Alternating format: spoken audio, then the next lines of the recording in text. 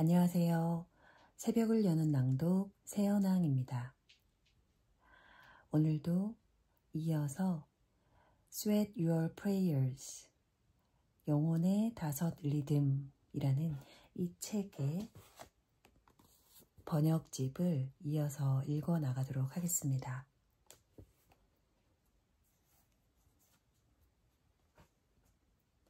사람들은 삶의 여정에서 그들 내면의 악마와 맞닥뜨리기 위해 이곳 바닷가로 왔다.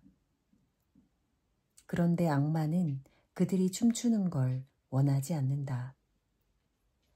수업에 들어오는 사람들이 박사 타이틀의 멋진 옷을 입었지만 그 누구도 어떻게 호흡하는지 모르고 있다는 사실에 깜짝 놀랐다. 그들의 호흡은 목 아래로는 내려가지 않았다. 마치 자신의 몸에서 살려둘 가치가 있는 곳은 오로지 머리뿐이라고 생각하는 것 같았다.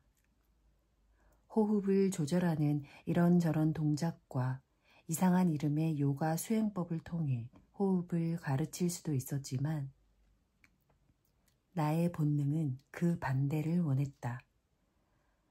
그들의 호흡이 자유로워지길 바랐으며 그들을 움직이지 못하게 하고 생기로부터 차단시키는 몸속의 모든 갇힌 에너지를 해방시키고 싶었다. 어린 시절 나는 언제나 성령에 매혹되어 있었다. 왜냐하면 아무도 그것을 설명할 수 없었기 때문이다. 수녀조차도 말을 더듬으면서 얼버무렸다. 이 수수께끼의 뿌리에 닿는 것은 나에게는 그냥 지나칠 수 없는 도전이었다. 어느 날 목욕탕에 앉아 있는데 무언가가 뇌리를 스치고 지나갔다. 성령이란 생명력, 호흡, 그 자체 외에는 아무것도 아니라는 것이다. 내가 만약 이 사람들이 발끝에까지 이르는 숨을 쉴 수 있게 해준다면 가히 혁명적일 것이라는 생각이 들었다.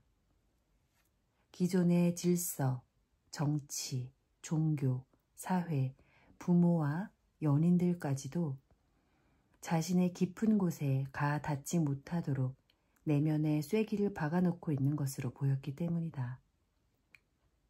왜냐하면 완전히 살아있고 자연스럽게 되면 아무도 우리를 통제할 수 없을 테니까. 나의 사명은 명백했다. 사람들을 그들의 몸으로, 신이 주신 생명력으로 되돌아가게 하는 것. 나는 이것이 성스러운 과업이라고 생각했다. 하지만 수업을 진행하면서 나는 이것이 그리 간단치 않다는 것을 깨달았다. 우리는 대부분 몸에 대한 깊은 두려움을 가지고 있다. 자기의 모든 몸짓을 통제하고 먹고 마시는 것에 자신을 내던져버리거나 아예 그것들을 끊어버리고 몸과 거리를 두는 사람도 있다. 몸속에 어떤 신비하고 성스러운 일이 일어나고 있다는 사실을 전혀 모른 채 진정한 자아로부터 멀어지면서 머리만 굴리는 사람이 되었다. 나는 가장 격렬한 록 음악이 흘러나오는데도 전혀 움직이지 않고 굳어져 있는 사람들을 본다. 그것도 파트너와 함께 있으면서 말이다. 냉철한 것과 얼어붙은 것은 차원이 다르다. 나는 내 손으로 그들의 얼어붙은 엉덩이를 녹여주고 싶었다. 집단적인 마비에 걸린 그들을 깨우고 싶었다. 그들의 뼈가 우두둑거리며 움직여서 영혼을 흔들게 하고 싶었다. 무엇보다도 나는 다시 춤추길 원했다. 내 몸이 기억하고 있는 모든 춤들이 흔적도 없이 사라져버리는 것은 시간 문제였다. 에설린에는 드럼을 연주하는 사람들이 있었는데 언젠가 식당 한쪽 구석에 앉아 그들의 드럼 소리를 듣게 되었다. 그 소리는 끝없이 이어지고 있었다. 보름달이 뜬 어느 무더운 밤에 거부할 수 없는 리듬이 나를 두들겨 깨웠다. 나는 몇 개월 만에 처음으로 일어나 움직이기 시작했다. 그 순간 박자 외에는 아픈 내 무릎뿐만 아니라 모든 것을 잊어버렸다. 그저 그 소리 마디마디에 나를 온전히 맡겼다. 아무것도 남김없이. 춤에 혼이 빠진 상태에서 나는 어떤 통로를 발견했다. 춤이 나를 데려간 곳은 언젠가 한번 본 적이 있는 가장 깊고 생명력이 넘치는 곳이었다. 분홍빛 발레 슈즈를 신고 기다랗게 꿰어진 구슬들에 감기어 주크박스를 따라 무언가에 중독된 듯 천천히 움직이면서 지냈던 지난 수년 동안 나는 바로 이 순간을 찾아 헤맸다.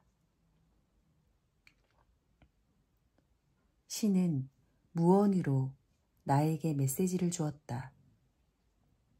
무릎이 저절로 나은 것이다. 큰 수술 없이 그냥 휴식만으로 스스로 부여했던 지나친 기대를 내 무릎이 이겨내지 못한 것이 분명했다.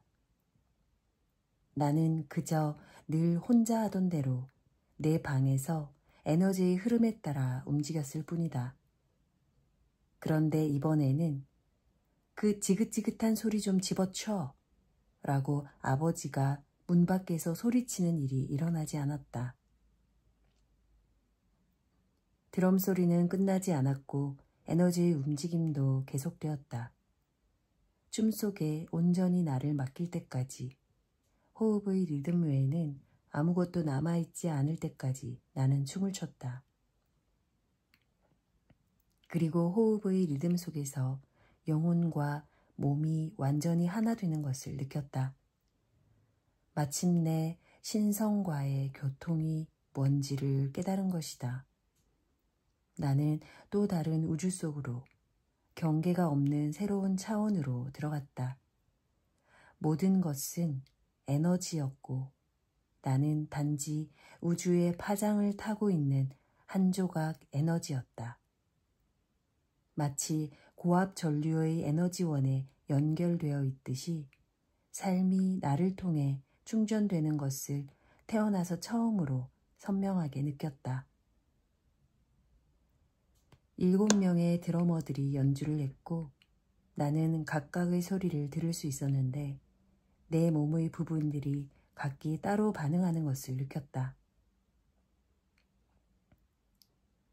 다음 날 나는 낙태 수술 뒤에 느낀 감정이 그날 밤 경험했던 사건의 희미한 빛에 불과하다는 것을 알았다. 영혼은 사라진 것이 아니었다. 그것은 내 뼛속 깊이 박혀 있었던 것이다. 수세기의 전통이 황홀경에 빠지는 자연스러운 충동을 통제하도록 설계해 놓은 대로 깊은 어둠 속으로 내려가 있었던 것이다. 그렇게 함으로써 우리는 고상한 존재가 되었고 진정한 자아로부터는 소외되어 왔던 것이다. 이제 나의 수업에 참가하는 사람들이 무엇을 원하는지 알 것 같았다. 그들이 그것을 미처 알아채지 못할지라도 그들이 그것에 대해 한마디도 언급하지 않는다 해도 그들이 그것을 받아들이는 것에 대해 두려워한다 해도 말이다. 그들은 무아경의 상태를 원했고 나는 그들을 신성의 지점으로 데리고 갈 방법을 찾아내야만 했다. 그 뒤 나의 수업 방법은 달라졌다. 나는 새로운 눈으로 몸을 바라보았다. 흐름이 어디서 시작되고 어디서 멈추며 어떤 리듬이 흐름을 불러일으키고 또 꺼지게 하는지 그들 각각의 에너지 흐름을 발견하려고 필사적으로 노력했다. 마치 수녀들이 내 에너지의 흐름을 멈추게 하려고 필사적으로 노력했던 것처럼. 본능은 내게 이렇게 말했다. 어떻게 움직이느냐가 바로 너를 말해주는 것이라고. 이것은 새로운 깨달음의 열쇠가 되었다. 나는 이 절정의 공간을 이해하려고 노력하면서 황홀경에 빠져 있는 동안 살아나는 에너지를 직시하려고 애썼다. 내가 어떻게 절정으로 들어가고 또 나오는지 알기를 원했다. 절정이 발에서부터 시작되고 그 다음 아랫배로 올라와서 손으로 빠져나간다는 것을 알았다. 그때 나는 마치 드럼의 진동을 내 안으로 끌어들이려는 듯 손으로 드럼을 가리켰던 것을 기억한다. 나는 두들김을 빨아들였고 쉼없이 그리고 끊임없이 이어지는 동작 속으로 빨려 들어갔다. 아랫배에서 시작하고 아랫배에서 끝나는 시간이 멈춰진 고대의 공간 속으로 들어갔다. 나는 이 리듬을 흐름이라고 불렀다. 학생들을 가르칠 때는 내 안에 다른 에너지가 작용하고 있음을 알아차렸다. 그것은 더 이상 나만의 에너지가 아니었다. 다른 사람과의 연결을 만들어내는 에너지였다. 나는 나만의 에너지장 속에 몰입할 수 없었다. 에너지를 뻗어 다른 사람들의 심장에 가 닿아야 했다. 그렇게 하기 위해 록 음악을 사용하였다.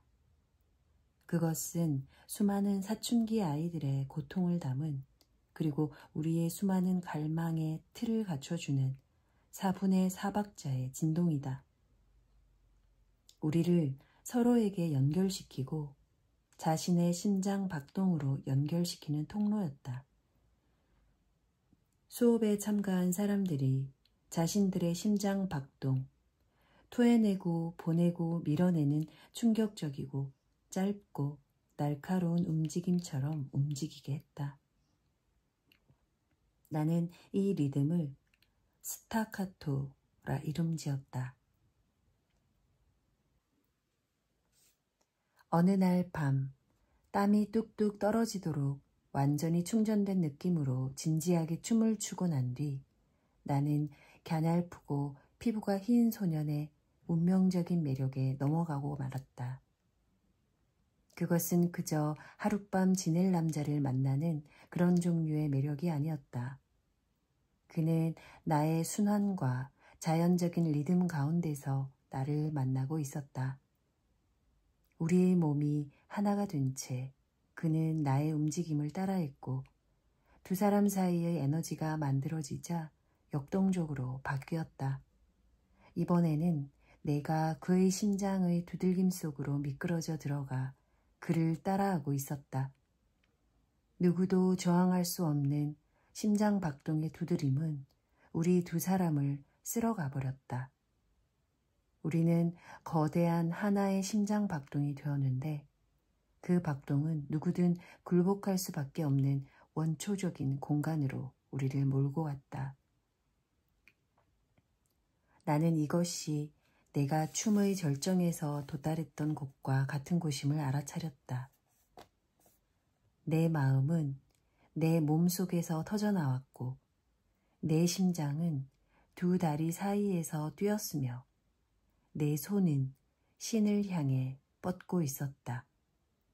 이것은 혼돈, 춤추는 야성이었다.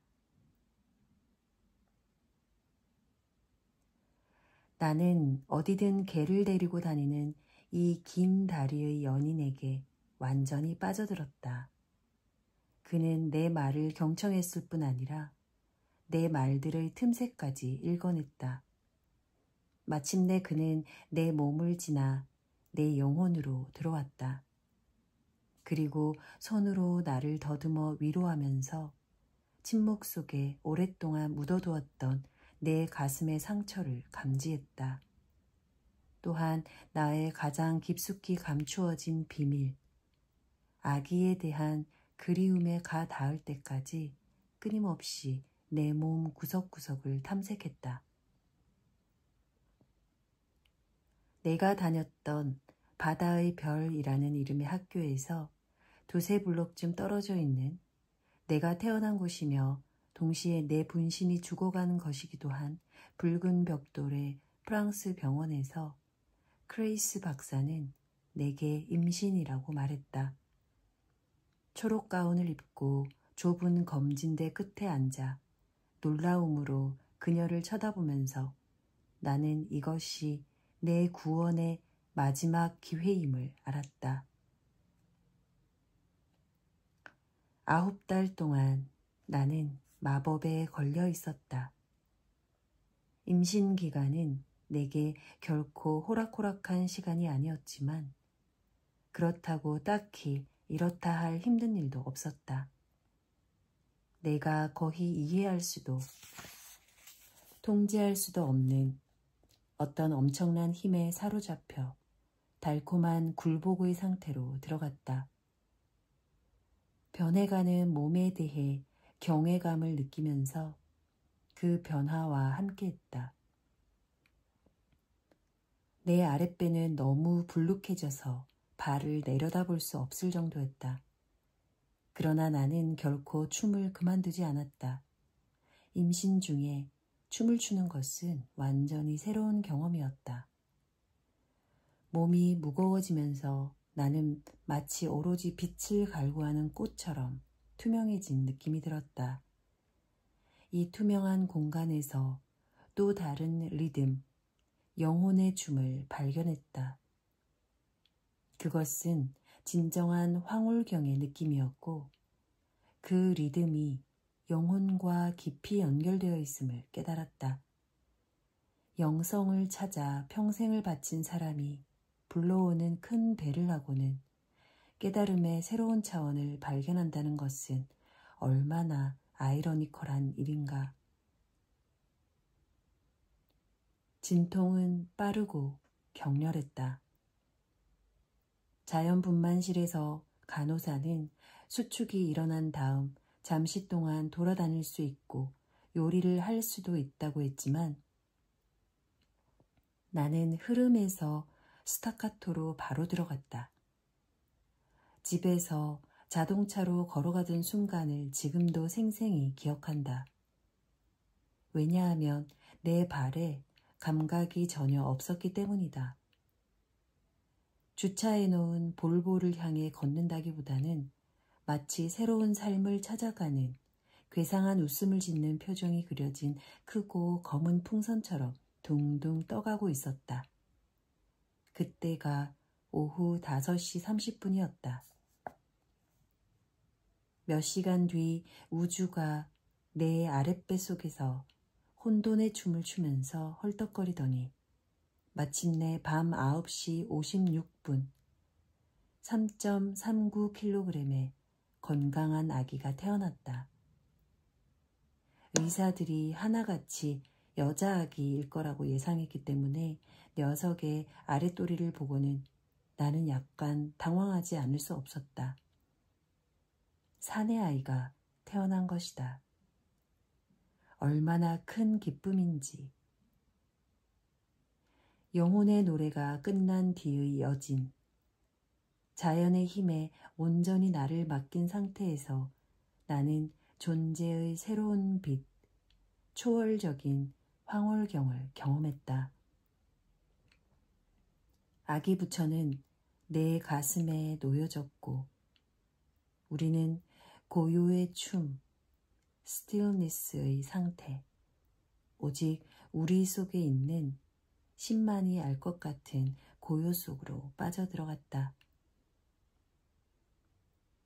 환희의 뱃속에서 나는 새로운 춤을 발견했다. 그 춤은 이미 어린 시절에 영감처럼 떠올렸다가 그때까지 줄곧 거부해왔던 것으로 가만히 정지해 있으면 세상도 정지되어 마치 내가 세상 밖으로 떨어질 것 같은 공포를 느꼈던 때의 춤이었다. 내가 옳았다. 세상은 정지되었다. 그러나 두려워할 이유는 없었다. 내가 어떻게 중학교 때 밤의 고요 속에서 In the Still of the Night 이라는 노래를 좋아할 수 있었는지에 대해 생각해봤다. 나는 마침내 밤의 정적 속으로 들어간 것이다. 그리고 다시는 외로움을 느끼지 않을 것이었다. 나는 젖꼭지를 아기의 입에 물린 채 다시 일로 돌아갔다. 리듬에 대해, 그리고 어떻게 그 리듬이 생명과 사랑과 섹스와 힘과 모든 창조적인 과정과 연결되는가에 대해 깊이 연구하기 시작했다. 새벽 3시에 흔들 의자에 앉아 아이에게 젖을 물린 채 페퍼민트 차를 홀짝이면서 비록 내가 아는 것이 많지는 않지만 한 가지만은 분명하게 알고 있다는 사실을 떠올렸다. 그것은 내 아이가 자기의 몸을 증오하고 불신하며 성을 겁내거나 또는 신성치 못한 것으로 경험하며 성장하길 원치 않는다는 것이다. 섹스는 신의 섭리였고 나는 그것을 증명하기 위해 내 팔에 사랑으로 잉태한 아기를 안고 있었다. 내 생에 가장 위대한 스승을 탄생시킨 것이다. 많은 사람들이 지도자를 찾아 온 인도를 누비고 다니지만 나는 집에 있으면서 아픔을 통해 나의 스승을 만든 것이다. 내가 아는 대부분의 사람들은 성을 억압하고 비난하고 두려워하도록 배웠으며 그 억압과 비난과 두려움은 우리 삶의 파괴적인 힘이 되었다. 나는 한 극단에서 다른 극단, 즉 바다의 별, 처녀 중에 처녀로 존재하다가 내 차도 빌려주지 않을 족속에게 내 몸을 주기도 하는 다른 극단으로 옮겨갔다. 대부분의 문화가 지나치게 긴 사춘기를 조장하고 있다. 그러나 희망이 전혀 없는 것은 아니다. 성병 이동 클리닉에서 매주 에설린을 방문하는데 치료를 받기 위해 기다리는 사람들의 행렬이 매주 더 길어지고 있었다. 그 줄이 결국은 그곳의 울타리를 둘러쌀 것이고 언젠가는 또아리를 튼 뱀처럼 길어져 온 나라를 가로지를 것이다. 몸이 다시 말을 하고 있는 것이다. 나는 그 뒤 30년 동안 줄곧 춤을 추었다. 그 시절은 디스코 시대에서 선춤이 유행할 때까지를 아우른다. 또한 프로이트에서 풍수지리까지 잭 케루악에서 케보르키아네까지 앤디 워홀에서 영화 웨인즈 월드까지 무허가 술집에서 각종 바까지 구찌에서 허접 쓰레기 같은 제품까지 비틀즈에서 비지스 비스티보이에 이르기까지 다양한 문화들이 등장했다가 사라져간 그런 시절이었다. 그동안 나는 인색함이라는 병으로 여러 명의 친구들을 잃었다. 그리고 내 나라가 자유주의에서 보수주의로, 그리고 둘 사이의 애매모호한 상태로 변해가는 것을 지켜보았다. 나의 영웅들이 총에 쓰러졌지만 나는 아직 편집증 환자가 되지는 않았다. 여기저기 뛰어다니며 자유기고가로 글을 쓰기도 하면서 아기를 낳은 것에 영원히 감사하며 살아왔다. 그리고 영혼에 관한 책이 베스트셀러 목록에 올라오기를 고대하면서 또한 내 아랫배 깊은 곳의 절망을 자각하고 그것을 열망하면서 살아왔다. 그러는 동안 5가지의 리듬이 나를 붙들었고 나를 움직였다. 나에게 희망을 주고 무조건적인 기쁨의 길을 보여주면서. 나는 춤을 출 때와 사랑의 행위를 할 때, 그리고 그 둘 사이의 어딘가에 있는 대부분의 시간에 몸속에 있는 영혼을 느낀다. 나와 함께 수업하는 사람들이 춤추는 것을 볼 때 그들의 몸속에 있는 영혼을 본다. 그러나 대부분의 경우 그 영혼의 빛은 관성의 베일에 가려져 희미하다. 그 베일을 걷어서 신성의 빛을 밝히도록 그들을 유혹하지 않을 수 없다. 그러나 그 빛에 이르기 위해 우리는 먼저 어둠의 중심으로 들어가야 한다는 것을 안다. 빛은 어둠에서부터 창조된 것은 아닐까? 우리는 우리 안에 창조의 원초적인 빛을 간직하고 있음을 나는 믿는다. 사람들이 춤출 때 얼굴과 몸속에 그 빛이 켜지는 것을 나는 보았다. 시는 춤이라는 사실, 그리고 우리가 영혼의 성적이며 창조적이고 신성한 부분을 자유롭게 하기 위해서 오직 춤 속으로 사라져야 한다는 것을 알려주는 길은 수천 가지도 넘는다. 리듬은 우리의 모국어나 다름없다. 춤의 야성적인 황홀경에 자신을 맡길 때 보편적인 진리, 시간보다 오래된 진리 속으로 우리가 인도된다고 확신할 수 있는 리듬의 패턴을 나는 발견했다. 몸의 리듬 속에서 우리는 신성, 공으로 돌아가는 근원을 찾아갈 수 있다. 공, 모든 개체들이 영원한 에너지의 흐름으로 녹아 들어가는 존재의 상태.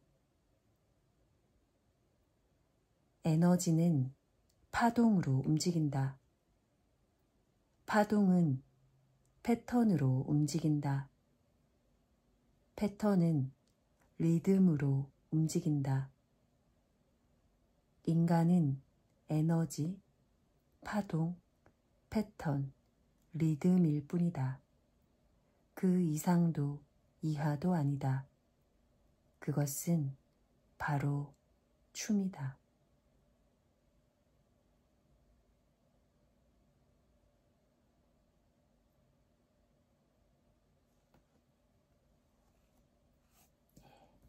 오늘은 프롤로그까지 읽겠습니다. 감사합니다.